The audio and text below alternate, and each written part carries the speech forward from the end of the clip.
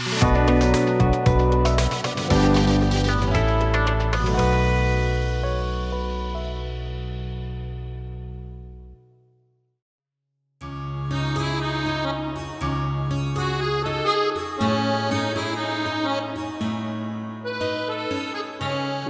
যেভাবে লেখালেখি শুরু করেছো, দেখো শরীর খারাপ হয়ে না যায়।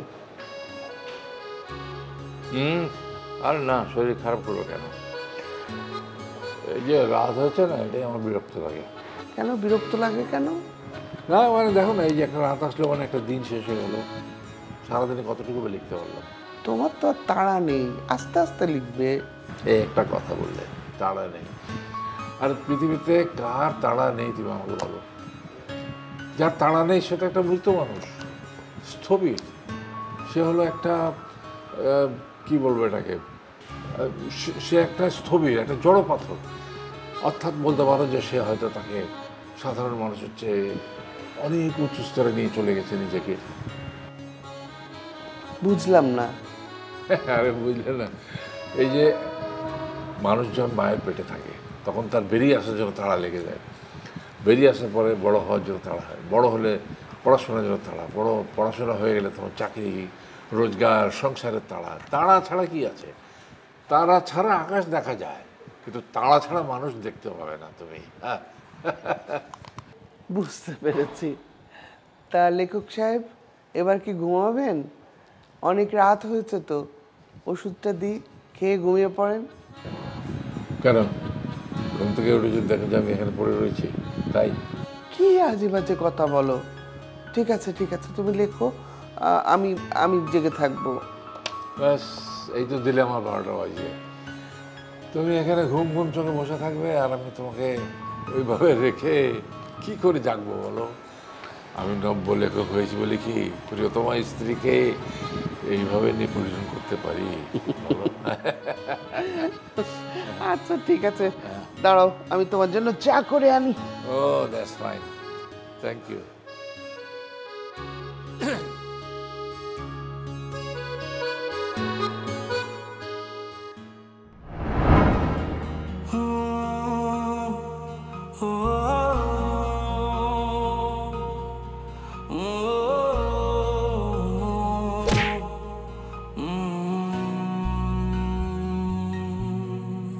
এই ইটের খাঁচায় কংক্রিটে ডানা ঝাপটায় ইচ্ছের পাখি, শহর জীবন বোঝে না তো সবটুকু মনে হয় ফাঁকি।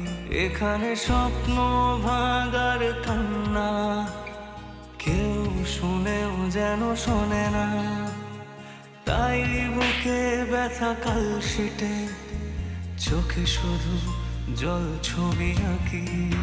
সবটুকু মনে হয় ফাঁকি। বন্ধ মনের অন্ধকারে মোছে না তো কালো, সব কিছু মনে হয় জোনাকির আলো।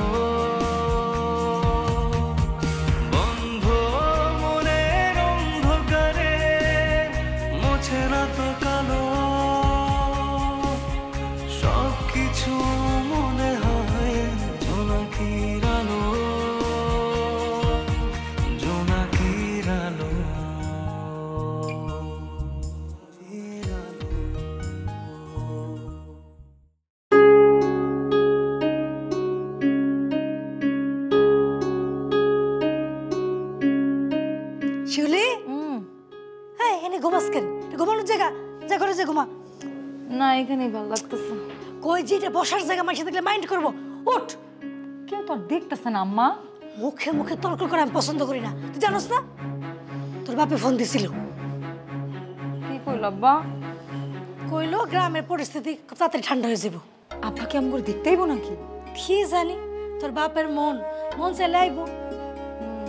তাও ঠিক। তোর বাপের এনে যারা ষড়যন্ত্র করছিল, বিশেষ করে কানা মণ্ডল, তার মাথায় ঠাড়া পড়বো, আল্লাহ গজব ফেলাইবো। দেখিস। হইছে আম্মা, এত রাতের বেলা তুমি এত চেতাচেতি করো না, পরে দেখবা যে তোমার ঘুম হইতেছে না রাতে। আরে মারে, তুই রুমে যা ঘুমাতো, কেউ দেখলে রাগ করবো। আম্মা তোমার একটা কথা কই, আমগোর বাড়িতে না এরকম একটা সোফা কিনতে হইব। তা তো কিন্তু হইবই, আমার একটা মাত্র মাইয়া, বিয়া দিব ডাক্তার নাহলে ইঞ্জিনিয়ারের লাগে। জামাই যখন শ্বশুর বাড়িতে আইবো তাহলে কি আমি পিড়িতে বইতে দিব? উফ, তোমার মুখে খালি একই কথা। এক কথা থাকবো নাকি ভিন্ন ভিন্ন কথা থাকবো? হয়েছে, যখন ডাক্তার ইঞ্জিনিয়ার আইবো তখন দেখা যাবো। এখন এগুলো নিয়ে কথা করানোর কোনো দরকার নেই। দরকার নাই, তবে প্রয়োজন আছে। চলো তো আম্মা, চলো। রুমে না গেলে তোমার মুখ থামবো না, বুঝছি আমি। চলো। এই তো বুঝছস, এই একটা কথা তুই আর তোর বাপ কেউ বুঝতে চায় না, যে আমি না মরা পর্যন্ত আমার মুখ চলতে থাকবো, বুঝছস? ওরে আম্মা গো, চলো। আচ্ছা খারা খারা খারা, একটা সত্য কথা আমার চোখে চোখ রেখে কত মা। কি এমন কথা যে তোমার চোখে চোখ রাখা আমার কথা কইতে হইব, অন্যদিকে চোখ দিলে হইব না? চোখে আগে চোখ রাখ, তারপরে কইতেছি। আচ্ছা ঠিক আছে, এই ধর রাখলাম, কও।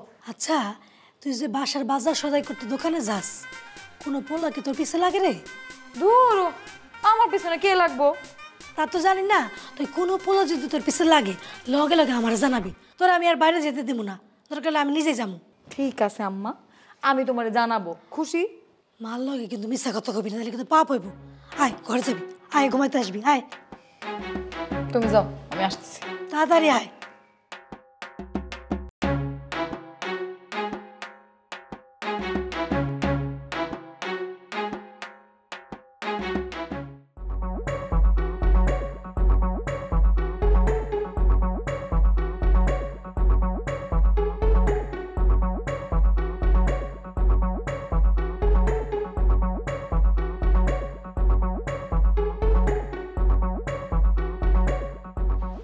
হাই, কেমন আছেন?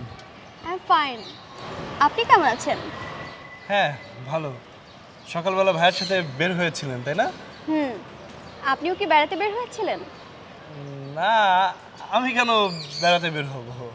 আমি খেয়াল করলাম সকাল থেকে আপনিও আমাদের পিছনে পিছনে ফলো করছিলেন। ও না না, তেমন কিছু না। আপনি যেটা ভাবছেন তেমন কিছুই না। কি ভাবছি? না কিছু না। হ্যাঁ কি ভাববেন, তাই তো। আসলে জানেন, আমি না পড়ালেখা করতে করতে হুট করে আমার মাথায় জ্বর বেঁধে যায়, আর তখন ওই রাস্তায় যাই হাঁটতে। জট লাগলে এই রাস্তায় কেন?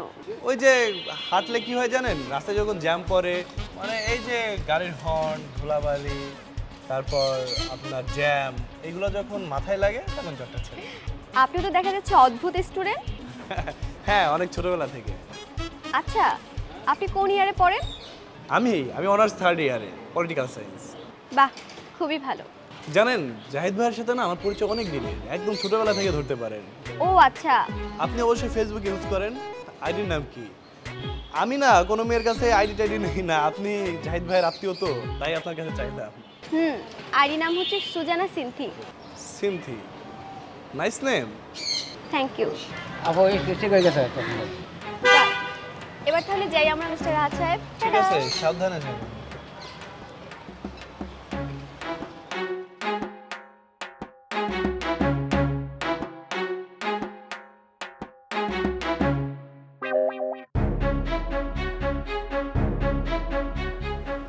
ফুপি, তোমার কিন্তু সিন্ধিকে যেতেই দেওয়া উচিত হয়নি।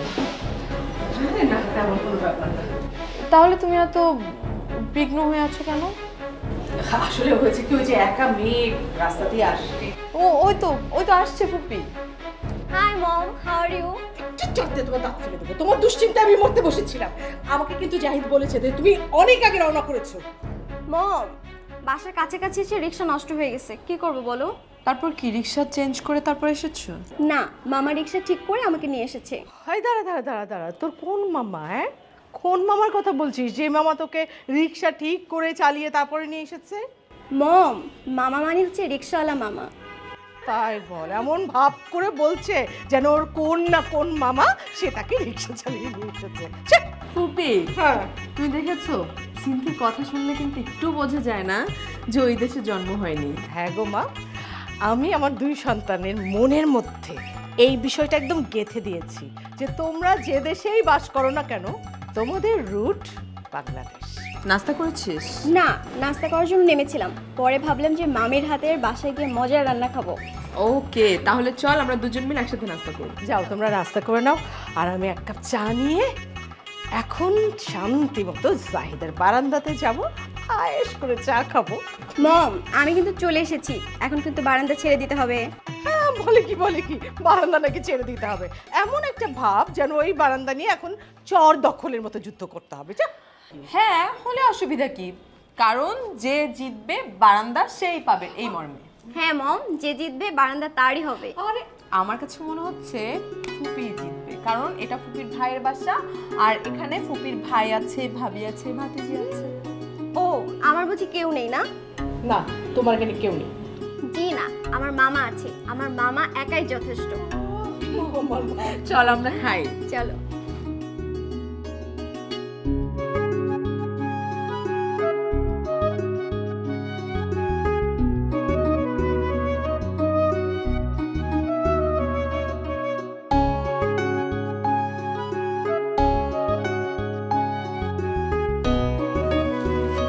হ্যাঁ হ্যাঁ, আপনি এত সকাল সকাল বের হইছেন, বলবেন না? কেন আমি বাইরে লেগে আপনারে বইলা বাইরে হইতে আমার?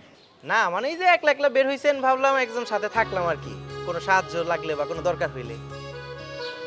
জি না, আমি একলাই সব করতে পারি। যাক, তাহলে ভালোই আছেন না? কালকে যে আসলেন না? কোথায় আসলাম না? না মানে এই যে বাইরে বের হইলেন না, কোনো দরকার হয় নাই না? আসলে যে শাকিল ভাই বাড়িতেই সবকিছু রাখে, তাই খুব একটা বের হওয়ার প্রয়োজন হয় না। যাক, তাহলে মোর আজকের দিন দিয়া এক্সের ভালোই কাটবে, আজকে আর কারো বকাঝকা খাওয়ান লাগবে না। কি কারণে?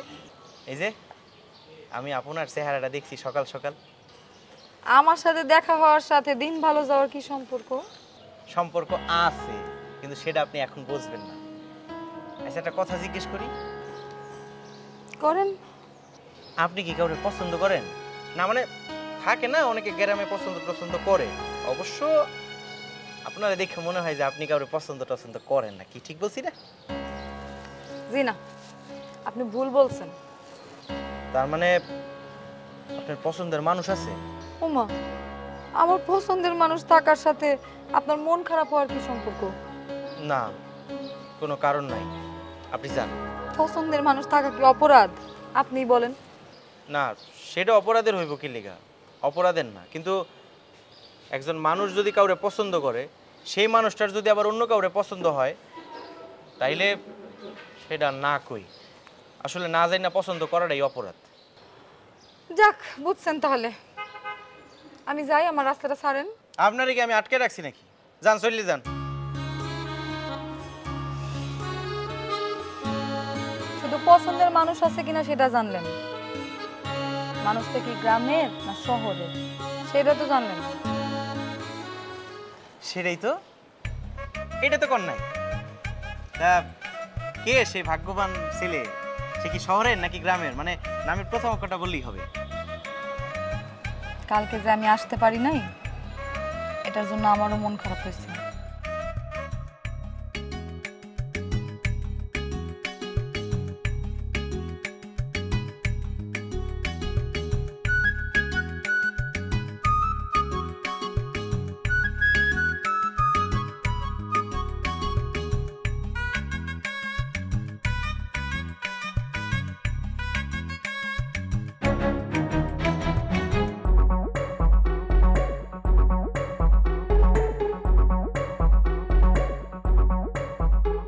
এই কি খবর? সকাল সকাল তোর জন্য একটা গুড নিউজ আনছি, ধর চকলেট খা। বৃষ্টিস মিশাস নাই তো? আরে বেটা না, তোরে মাইরে ফেললে আমি মজা করবো কার সাথে? তোরে খুব উড়া উড়া লাগতেছে, মনে হয় খুব উড়তাছস। হ, নে খা। না, আগে খামু না, তুই আগে ক। ওই বিদেশিনীর আইডি লিঙ্ক পেয়ে যাচ্ছি, মেসেঞ্জারে অলরেডি হাই হ্যালো চলতেছে। মানে তুই আর আইডি লিঙ্ক পেয়ে গেছিস মানে? আরে বেটা, তুই যতই পাঙ্ক হয়ে চলস না কেন, যতই যা বলস না কেন, এই এলাকায় যদি একজন শান্ত শিষ্ট ভদ্র আর ট্যালেন্টেড ছেলে থাকে, সেটা একমাত্র আমি। রাহাত, তুই এটা করিস না। আমার তোরে পছন্দ, পছন্দ মানে খুব পছন্দ। আমি ওর সারা পাগল হয়ে যাবো। রাহাত দোস্ত, আমি তোর পায়ে ধরি, তুই ওর আইডি লিঙ্ক আমারে দে। আরে বেটা, ওর সাথে আমার মেসেঞ্জারে কথা হয়নি, হোয়াটসঅ্যাপে হইছে। কি কস তুই? তুই ওর হোয়াটসঅ্যাপ নাম্বারও পেয়ে গেছিস? কি করব বল, মেয়েরা তো মনে কর আমারে দেখলে আর আটকে থাকতে পারে না, ছলে বলে কৌশলে যেভাবেই হোক আমার সাথে কন্ট্যাক্ট করার চেষ্টা করে। না না, তুই মিথ্যা কথা কস, তোর কথা আমি বিশ্বাস করি না। তুই বিশ্বাস না করলে আমার কিছুই যায় আসে না, তুই তোর বিশ্বাস নিয়ে থাক আর আমি আমার মতো ওর সাথে কথা বলি, ঠিক আছে? রাহাত, তুই আমার নাম্বারটা দে। দেখ, এই পিয়াস আজ পর্যন্ত কোনোদিন কারো পায়ে ধরে নাই, কিন্তু আজকে আমি তোর পায়ে ধরলাম দোস্ত, তুই আমার নাম্বারটা দে। আরে বেটা পাছার, দাঁড়া, এনে ধর 10 টাকা। কি এই টাকা কি নাম্বার লেখা আছে? না, এই টাকা দিয়ে তুই একটা স্যালাইন কিনে খাবি, কারণ তোর এখন থেকে অনেক কান্না করতে হবে, আর কান্নাকাটির জন্য না তোর চোখ দিয়ে অনেক লোনা পানি ঝরবে, আর এই স্যালাইন খাইলে তো সেই ঘাটতিটা পূরণ হবে, বুঝছস না? রাহাত, তুই আমার সাথে পার্ট নিলি না? ওকে, আমিও দেখতে চাই যে তুই কত দূর যাইতে পারোস। একদিন ওই সিন্ধির সাথে আমার রিলেশন হইব, এমন কোনো মায়ের পুত নাই যে রিলেশন ঠেকাইতে পারবো। ঠিক আছে, আমিও দেখতে চাই, তোর চ্যালেঞ্জ আমি অ্যাকসেপ্ট।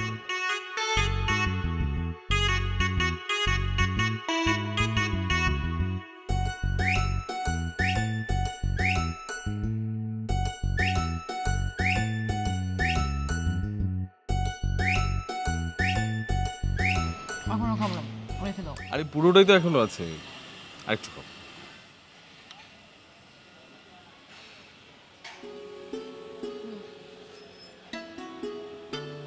আচ্ছা, তুমি ডাক্তারের কাছে কখন যাবে? তুমি অফিসে যাও, তারপর যাব। আচ্ছা, তোমার আজকে দেরি হয়ে গেল না অফিসে যেতে, ঝামেলা হবে না? আরে না, কোনো ঝামেলা হবে না, আমি ইচ্ছে করেই যাইনি, মানে একটু পরে যাব। এই যে তোমাকে খাওয়ালাম, আমার নিজেরই ভালো লাগছে। এই যে বৌমা, তোমার বিস্কুট। আরে চাচি, বিস্কুট কোথায় পেলে? বৌমা খাইতে চাইছিল, তাই শিউলিরে দিয়া দোকান থেকে আনাইছি। তা চাচি আমাকে বললেই তো আমি এনে দিতাম। আরে বাবা রে, পোয়াতি মানুষ, কখন যে কি খাইতে মন চায় আমরা কেউ কইতে পারি না, তাই না রে মা?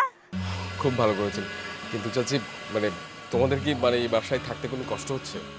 দূরও কি আর কষ্ট হইতেছে, আমরা অনেক আমোদে আছি। কষ্ট আছে তোমার চাচা, খুবই ফাপড়ে আছে। কেন? আচ্ছা ভালো কথা, চাচি চাচাকে আসতে বলেন না, আমাদের মানে ঢাকা একটু ঘুরে যাক। বললেও লাভ নাই রে বাবা, তোমার চাচা বহুত ঘাওড়া মানুষ। তোমাকে একটা গল্প কই শুনো।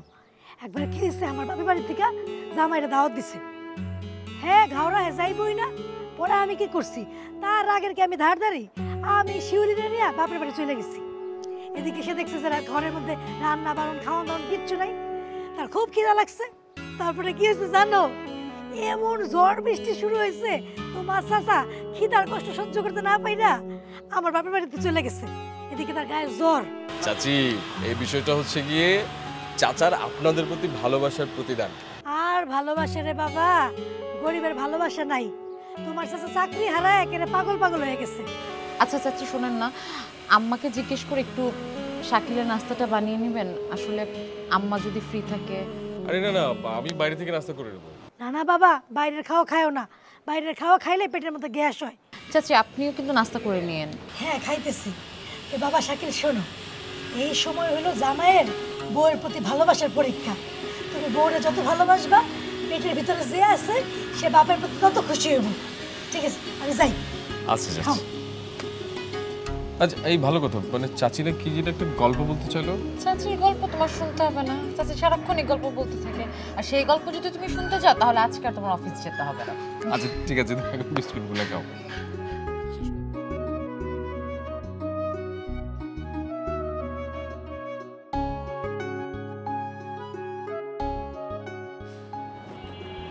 কি হয়েছে তোমার?